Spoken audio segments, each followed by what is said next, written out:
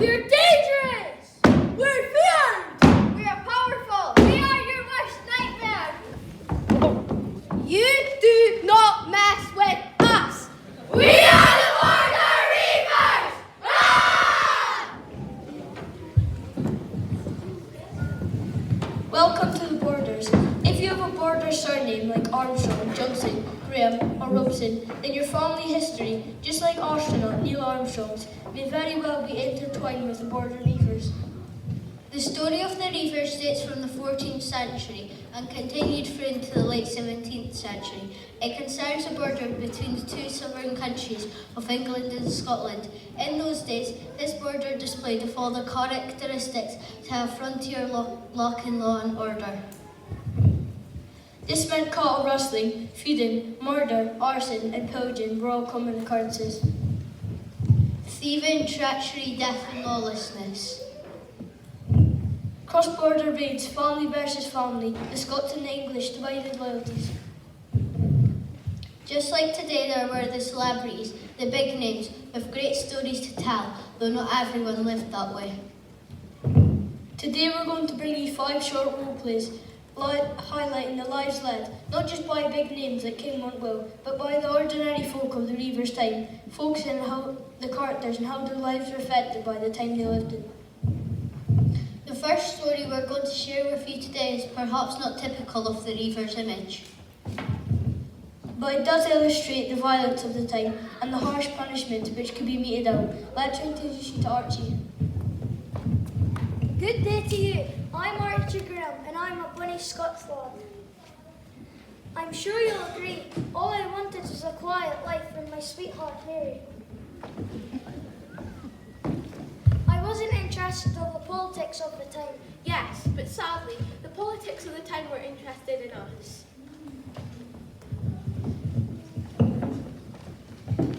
These incidents took place in 1587, not long after Mary, Queen of Scots, was executed by Queen Elizabeth I of Scotland. Tensions in the borders were running high.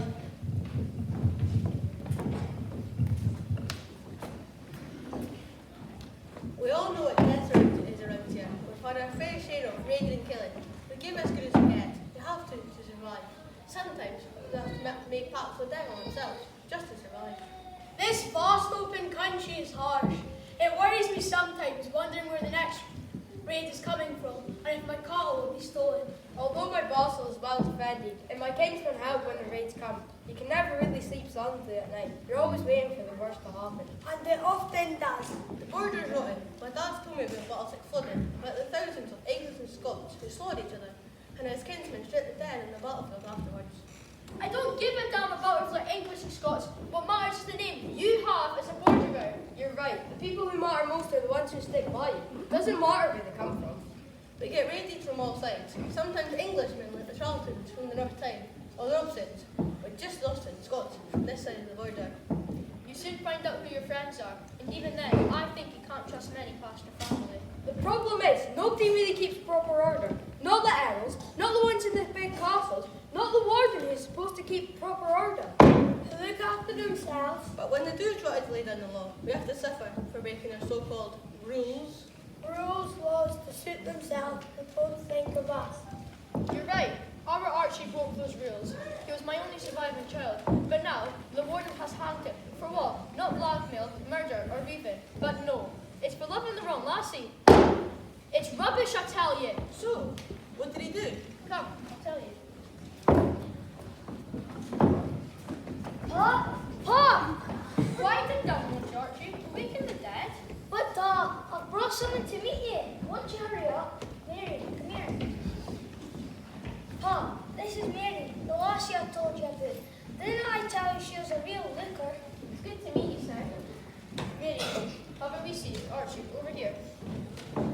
I told you, son, no good will come from this. She's English. But Dad, it was you who said family is more important than nationality. I can't hold it against her, but the law does. We're Scots. The warden will wear it. Oh, Dad, no one cares about me and Mary. I promise you, sir, we'll be careful. We just want to be happy together. I promise we won't bring any attention upon ourselves. The problem was that cross-border relationships were frowned upon. And cross-border marriage needed the permission of the warden, and it wasn't long before Archie and Mary were bringing attention upon themselves. We'll have to tell him, Archie. We'll have to. It's not like we'll be able to keep a baby a secret, will it? It'll be okay. We'll get married. He'll be alright. But he doesn't like me already. It's not that. It's because you're English, that's all. I can't help where I was born, can I? That's not what I meant. It's the rule about cross-border relations. He likes you. Honest, he does. And you don't think finding out he's going to be a granddad won't change that? You know he's got a devil of a temper. Well, it's not like he's going to report us to the warden, is it? We're getting married, we're having a baby, and that's final. Now everyone will have to get used to it. Now come on. While Archie and Mary have kept their relationship reasonably quiet, it was asking almost impossible to keep a marriage and a baby quiet.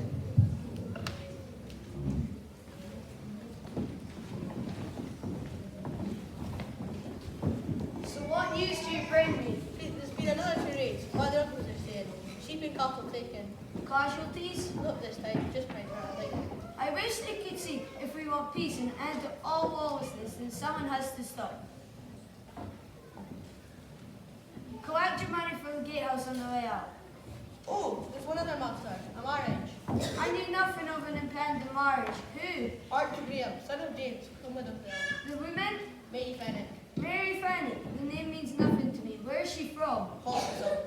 English? That's against the law and gives me the opportunity I need to show who's in charge here and impose some much needed discipline in God-forsaken lands. I'll see they two hang. You'll have some extra money for this.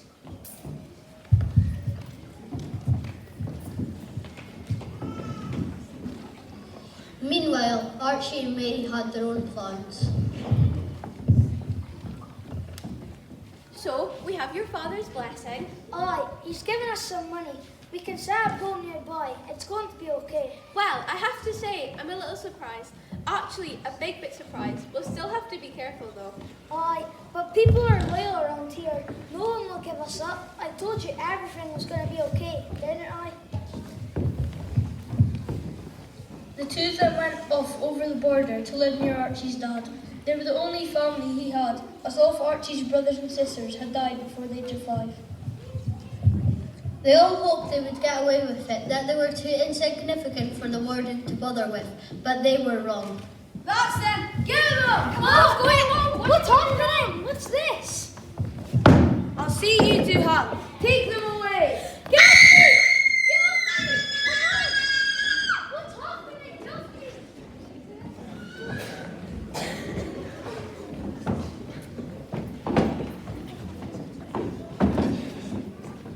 So, what happened? Time passed. They sometimes came to see me at night, so I kept in touch with them. They were so happy, but we should have known better. The blow fell shortly after the baby was born. The warden sent his men? Aye, the guards dropped him off the court and accused him of getting married without the warden's permission. It's like they think they own our lives. They do, against the law. Archie and Mary were sentenced to be hanged, and I was forced to watch. There, at the marketplace at Holtwhistle. Where the girl came from. Aye, they wanted to make a fight. I had to watch their bodies twitch and be suspended by the rope long after they were dropped. So, what about the bear? I never got to tell us how pleased I was. I think she thought I was going to be angry. But at my old age, all I ever dreamed of was to have a grandbear. He is all I have left. I will look after him. Oh clubs, they're the remains of an old square tower of great strength, but of the simplest and rudest form. It had a small courtyard made from 4 high walls, and it was only through this courtyard that the tower could be accessed. This tower used to be the home of a fierce reaver by the name of Barney. It's his story which we shall now relate. He decided it would be a good idea to have 2 sets of locks on his doors, so that they could be locked from both inside and out.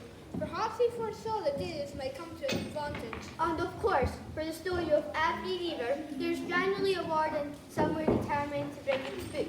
In this case, it was the governor of the Book Council. And it's the conflict between these 2 men which are central to our story. I'd run into the governor before he compose my operation. So I decided that I wanted rid of him once and for all. Even though I say so myself, I came up with the most ingenious plan, the first part of which was an audacious robbery from the governor himself. He didn't see it coming, or the ending that I had planned. I couldn't quite believe what he's done. Coming to my home and stolen from me. I knew he was mad. He must have known I'd go after him. I should have been more careful, but I was angry. We formed a posse and set after him.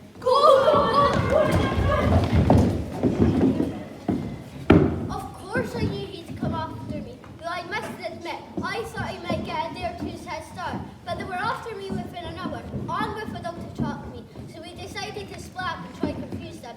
Use me, hide, don't let them see. Mark,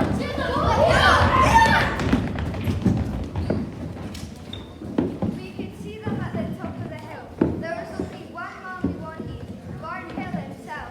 I wasn't going to follow anyone else. I was determined to make him pay for humiliating me.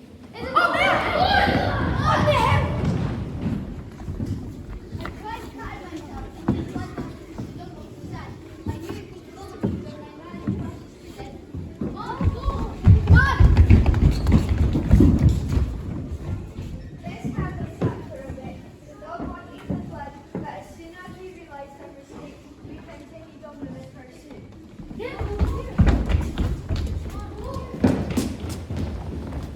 However, I just got enough of a lead now to carry out my plan, earlier than I'd expected, but my aim was to get rid of the governor, so I entered my castle with him and his men close behind. Hide! We dismounted and drew our swords. We knew he was trapped, but we didn't want to wait. We wanted him there and then, so without a thought, we went in. You're near something after Ireland! They were too stupid to wonder why I left the front door of the courtyard open, so I locked the castle door and signalled to my men, surround them! The next thing we knew, the courtyard door was shut and locked from the outside.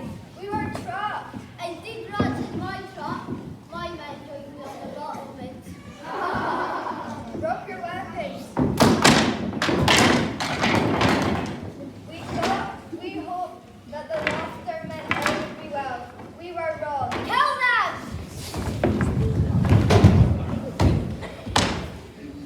As I said, I wanted rid of the governor. Mercy wasn't in my nature.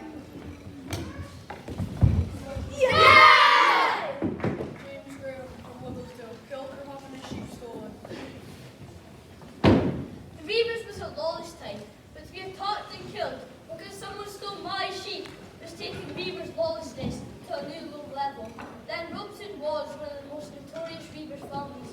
This one isn't for the faint-hearted. The story starts in a village near Drumlanrig, where villagers are gathered to listen to traveling storytelling. This was a good way of finding news at this time.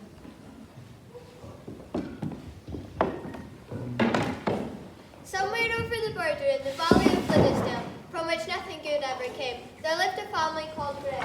What's that meant to me? How dare you say that about our family? Take that back! Hush now, won't you, or I'll not tell you the story. Now put down your weapons and sit!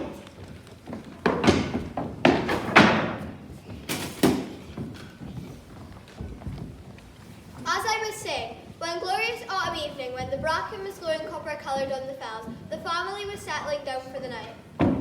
Is everything okay? Have we set for the night? Aye, I've got it used to for the fields and shut them in the pen. I've heard that the Robsons and Charleses have been raiding the past few nights. Stores are penned up. I didn't think we had any problems. They wouldn't want to mess with us. Aye, but we would know what a mess with them either. If they're locked up tight, they're likely to ride on by, if they're passing. Times are hard for everyone. I've checked on those views. Some of them don't seem in good health. Looks like scab. In that case, we may have to go raiding ourselves tomorrow. We'll check them again in the morning. Can't too much man tonight. What's for supper? Boiled mutton. I'm sick of boiled mutton. Boiled roast stew. It's all we ever have. For example, like you've got some meat, many families have nothing but a piece of barley bread, and some not even that. Be grateful for what you've got. Eat up. I hate boiled mutton. As was to turn out, boring food was the least of our worries.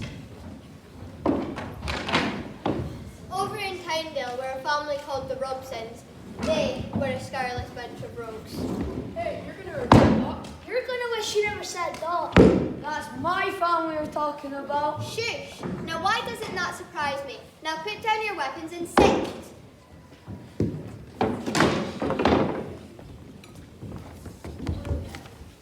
As it happens, the Robsons were not so well fed either. Well, it smells good at least. I'm starving. What's this? Not much meat in it. Well, that's not my fault. You'll have to go out and bring something back. We've only got a few sheep left. We need more to salt down for the winter. Can I see that running? What have you come back with? Nothing. You're useless.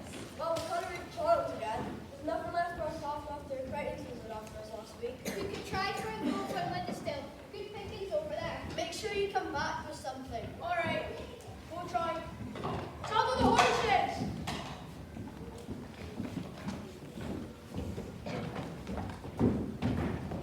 And so the Robsons rode off into the night. They needed no light. The moon picked out each twisted tree and tumbling burn that marked the way, each secret path between the looming jagged rocks. Swift, silent as ghosts, they rode until they reached the Graham farm.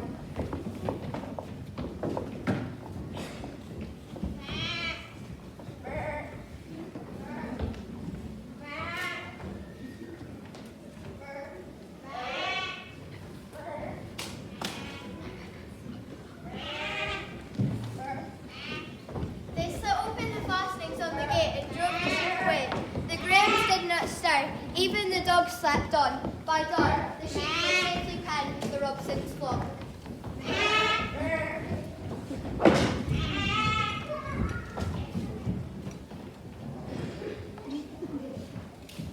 Told you it was good for Lindisdale way. Didn't I? Aye, that was good night. Took a proper look at the barn. Looks like that was gone for a while. But for every winner, there had to be a loser. And that loser was us, big time. I didn't believe it. What? We've been raided. A float due by the river is gone. A floating pen not properly. I did, and the daughter with us too. By who? I didn't hear a thing. Don't know. I thought we seen the worst, but obviously not.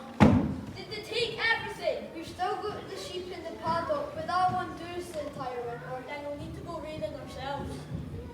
It could have been worse, I suppose. The sheep they took were those scabby ones. We'd have have to got rid of them anyway, but they'll still need replaced. Well, there's no point getting east. I've heard that the Charltons have basically nothing left. And I don't fancy tangle with the Robsons. They're a fearsome bunch. That's the last time I'll complain about boiled mutton. Infinitely better than empty belly. We weren't too upset. Yes, we'd have to go raid ourselves, but it wasn't the disaster it might be. At least that's what we thought. Over in Tynedale, all was not well. Soon the Robsons realised they had stolen more than just some sheep. Those Graham sheep, they're scabby. Right to all on the flock. They must be left the night after from the halls. It's a disaster. They're useless. Have to get rid of them all. Down in the village, people are talking. The story is spreading. They're not just talking, they're laughing at us. Imagine stealing scabby sheep. What weirdos. How dare the Greys make fool of us? We'll get them. I think we need to pair our music to his Graham. And so the Robsons planned a return visit, word of which soon reached the Grahams. Hot Trot was a reprolong, which meant you could go back and reclaim your property. But this was some kind of reverse. They were back because they didn't like what they stole from us. Unbelievable! Quick, bar the doors. The Robsons are in the rampage ground looting us for their scabby sheep. What the cheek of it? They were our sheep. Nobody asked them to steal them. What can we do? Prepare for a fight! I'm scared. They're coming! Listen to them! Ah! This isn't right. Even by the polished standards of the marches, this is wrong. Exactly. How dare you come here like this? They were our sheep. Nobody asked you to steal them. How can you come here and complain? Besides, man, no one tells us like that yet, real thing. Soon, the Grahams were dead. We're no longer beaver type. Up to the law of the jungle, the strongest survive, the weak the dogs. The message was clear. When the gentlemen of the Reivers come to call, make sure your sheep are not scabby. You could be next. We'll get you. You better lock your doors tonight. Who's laughing now? down and out. The Robson and Armstrongs are great examples. Family clans, more important than nationality or leaders. This story features a determined warden trying to keep order, or at least to mete out some kind of justice, to protect his ward against the Armstrongs from Liddlesdale. His name is Sir Robert Carey.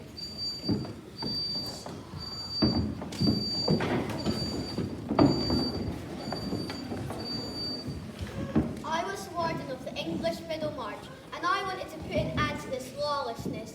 It had a more romantic name now, Reivers, but all it was as far as I could see was thieving and violence, and I was fed up with it. So I took 200 men down to the Armstrongs to give them a message. Enough was enough. It was to come to snuff with legends, and indeed to have this man's deed immortalised in song, all it. Hi, I'm Alec Ridley, and this is my story, mine and that of my leader and friend, Warden Carey. In the oral tradition of time, but brought up to date, let us tell you the story. Treacherous Reivers of Liddlesdale want to leave a cow in the whole country, or will go and punish them, because lately they came to Haltwhistle and thought they would make a fortune, but all at Ridley shut to well. Oh, quickly, guys, here's over here! Stop! Be rich! Be rich! Oh, it's not rich! Pretty much free, 100% off. These were exactly what they were, and they've crossed the border once too many times. We've complained about them for years. No one has ever done anything. We work hard, even now we didn't have much. We worked just fine, didn't we? But them, the Reivers, they wanted to take all that we had. That's why we needed to stick together. Yes, at last, we seen the leader. We could rally round Warden Carey. What's more, we needed him, but as it was to turn out, he needed us too. It was some time ago that they took our horses and left us with an empty barn. I wish the devil could have his souls and that they could blaze in hell. And that angered the warden greatly. Robert Kearney was his name. He sent Alec Ridley to frisk the spear for Simul Castle's belly. Attack! Guys, help! Over here! Kill him! No, please, no, stop!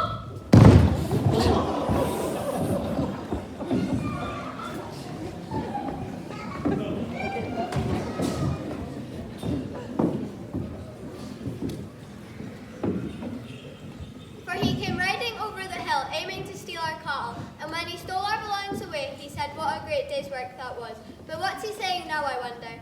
We understand the Armstrong's grief now that we've got our belongings back, and killed their shimmy too. Both these things bring us relief. Yes, but not enough relief. You just thought that taking our belongings back and killing one of the road would have taught them a lesson. But, in true Reivers tradition, it just made the Armstrongs think of just one thing. Revenge for my death! So came back the Armstrongs with 300 or more men, threatening to burn down our houses, armed with bows and spears. Angry and fierce they were, but we were ready for them. So we stood up to them once and for all and rung amongst them like angry kites. It was time to send them a message, once and for all, to put an end to this feud and to bring peace, for a while at least. To my lands, I called for Alec. Go get your bow. Then Alec Ridley shot an arrow, and Wat Armstrong, the leader of the Thieves aside, going straight for his bonnet into his eye. No matter how they roused him, no matter how good the Reaver, he'll never ride again. Fire!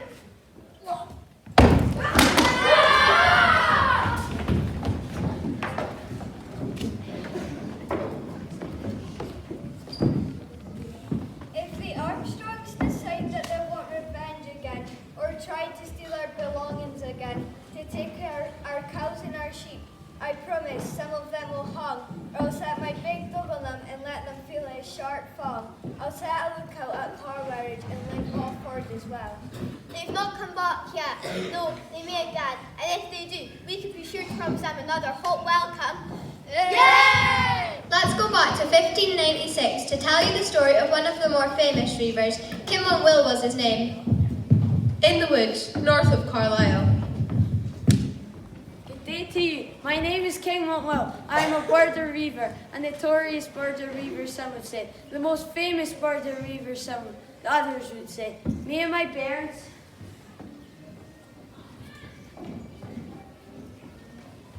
like to undertake large-scale raids, up to 300 of us at a time, targeting whole areas, not just individual farms or homes. Oh yes, I'm someone to be reckoned with, but tomorrow I'm going to Carlisle to meet with the warden as part of a Tuesday. Elsewhere in the woods. So it's tomorrow. Yes, Will told you there's nothing to worry about. Well, I don't like it. These Tuesdays are important. Let us know what's easier. What do the others look like? You can't trust the English. Yes, and they say the same was. That's why we have Tuesdays. And Will trusts them. No, of course he does too. That's why Tuesday was called. No one would dare break the truce. Never too much to lose. Well, I don't like it. So you said, now shut up and let's fight for it.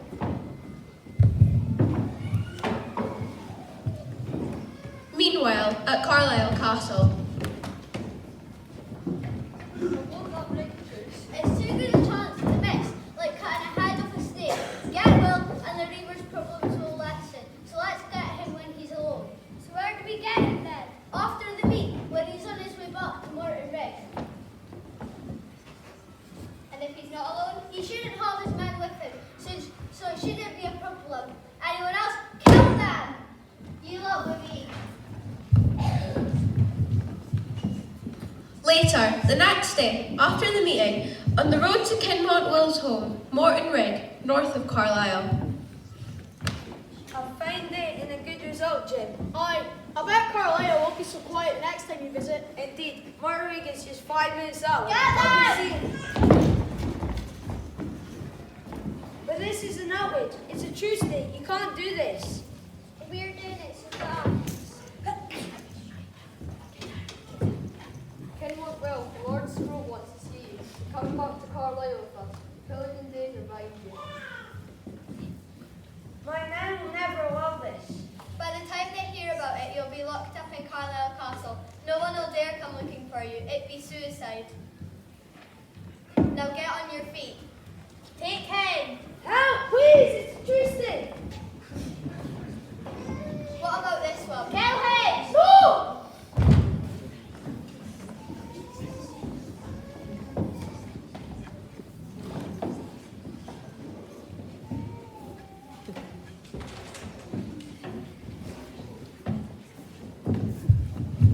Keeper of Liddesdale, Buccleuch of Buccleuch's home. It's been nearly a month. The English won't even talk about his release. I warned you. I warned them, but no one would ever listen to That us. doesn't help now, does it? No, it doesn't. Nor does your bickering. We've got to decide what we're going to do. To do? What is there to do? They'll hang him soon. I think the FNL is still there. Aye, in a dungeon in the castle by himself. They're still scared of Fincy. Scared of us too. Scared of a rescue attempt. They'll hang him soon. They'll want to make an example of him. We need to move quickly and decisively. Well, you've had a month. Have you a plan? Oh yes, gather your men. We'll go tomorrow. He has ta'en the table with his hand. He's guard the red white spring on he. Now Christ's curse on my head, he said, but avenged of Lord Scrope I'll be. Oh, is my bassinet a widow's curse, or my lance a wand on the willow tree, or my arm a lady's little hand, that an English lord should lightly meet?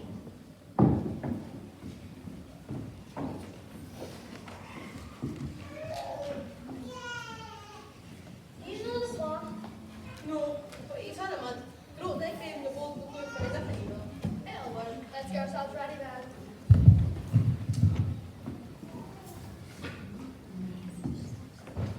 Outside Carlisle Castle. You have the money? Here, you'll get the rest later. And make sure the door is open. Oh, you can trust me.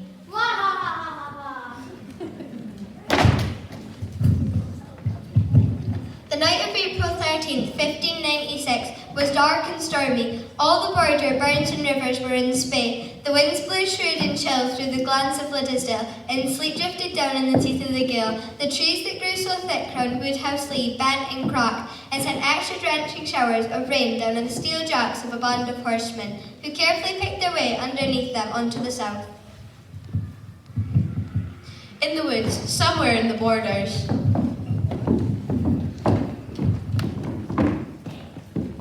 Christopher, it's good to see you. How many men are gathered? You have 150. 150! I sent no sons, remember? They won't let us tell them no. They rallied to the call because we speak. Who's that? Representatives of the Armstrong, Maxwell and Johnston. Well, all the families really. All wanting to help Will. All wanting to avenge the breaking of Tuesday. Then I'll fetch my 40 men and meet you at Morton. The weather's filthy, which is to our advantage. We'll be there within the hour.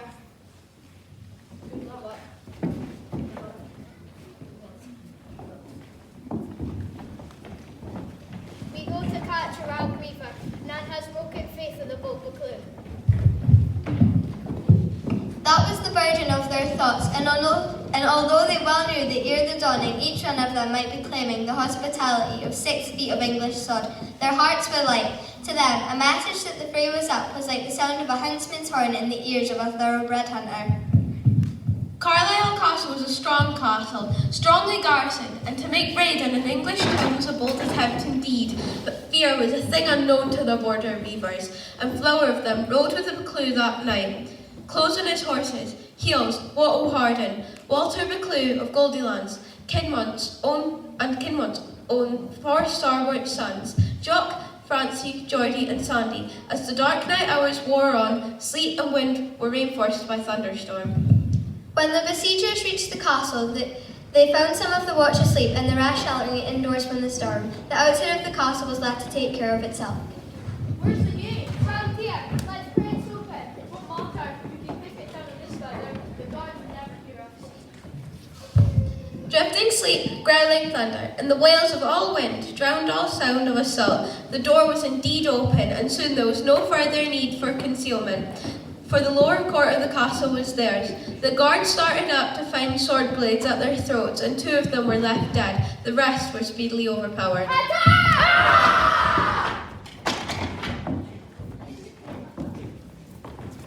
Now sound out trumpets. Let's wake in Lord Scope right merrily. The boat Buccleuch I'd much to thank you for, but at what cost my rescue? Nan, save your 2 English jailers. Shall we kill the others? No, my escape will be tormenting enough for the Scrope. The murder's memos simply increase the prices on our heads and the likelihood of our murders while we sleep. Then in that case, we should leave now and in a hurry. Let's go! Stay there! Stay there! Oh, we don't have much time. What happened? Where's Will? You killed 2 men and 2 Will. I'll never trust you again. Then loud the warden's trumpet blew before their metal meet. A place called Dick's Tree, not far from Longtown. Yes! You don't know how much I've dreamt of this moment. I knew not when it would come. I knew for sure it would. I am honoured. No, is that I that honoured? And so Kinmont Will escaped from Carlisle Castle, and his legend, and indeed that of the bold Buccleuch, was made. To this day, in Longtown, there still stands a smithy where lived the blacksmith who had honour of knocking off Kinmont Will's fetters. We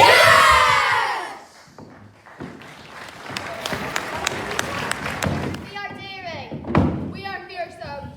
We are merciless. We are borderers. We are family. We are brave. We're outside the law. We're respected. We are tough. We are strong. We are bold. We are dangerous. We are feared. We are powerful. We are your worst nightmare.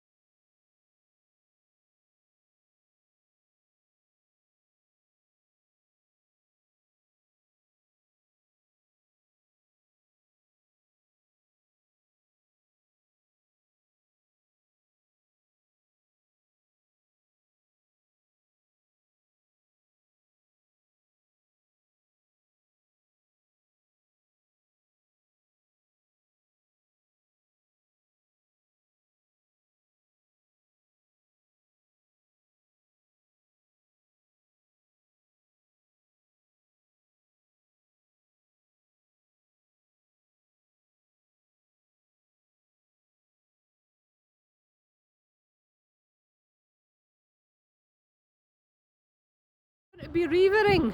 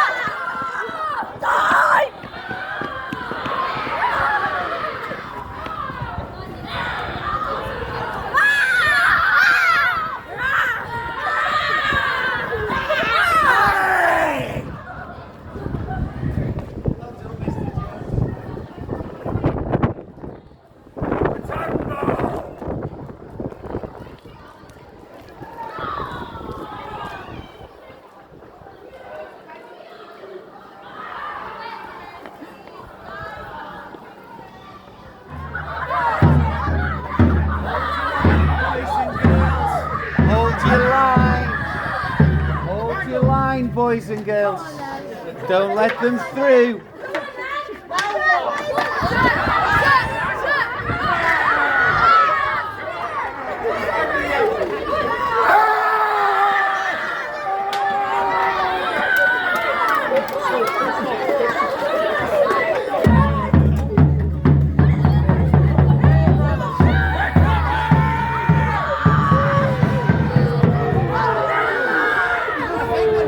Boys and girls, hold your line.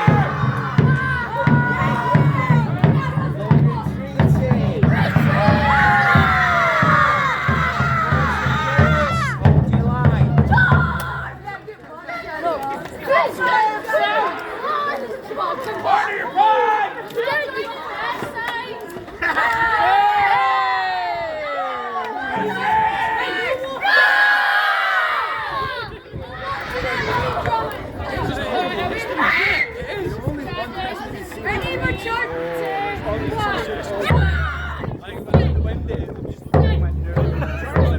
What did you defect?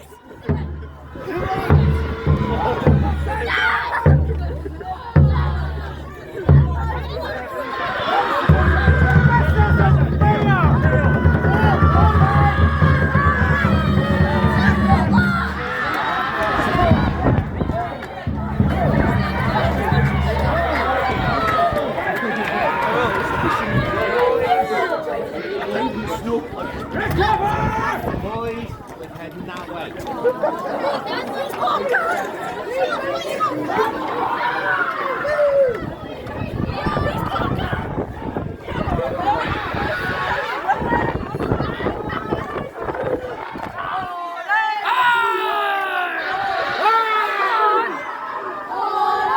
Roar back at him. 1, 2, 3.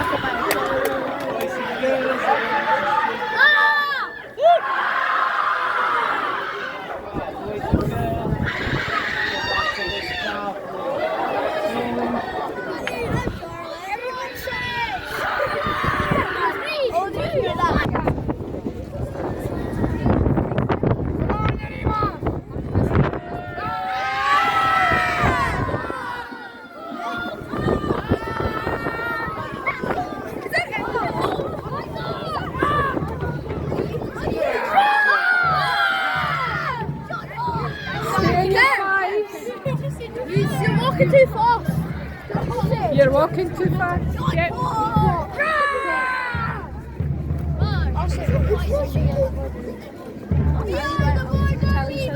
Right. Split between me. Quick, keep moving. And go. 2 ways.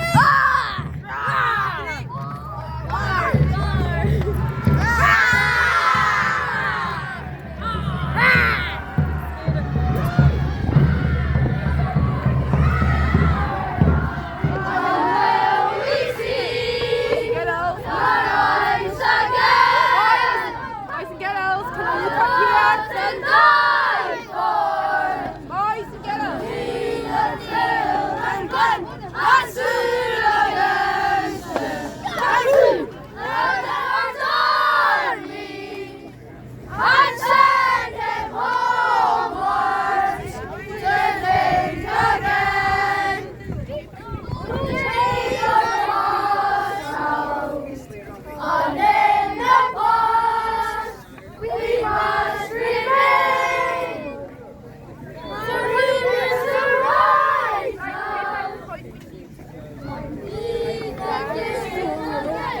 You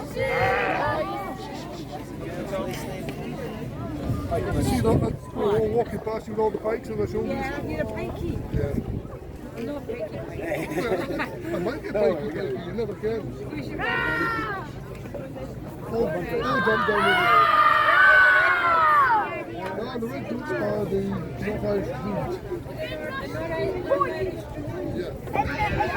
The horses, like the horses.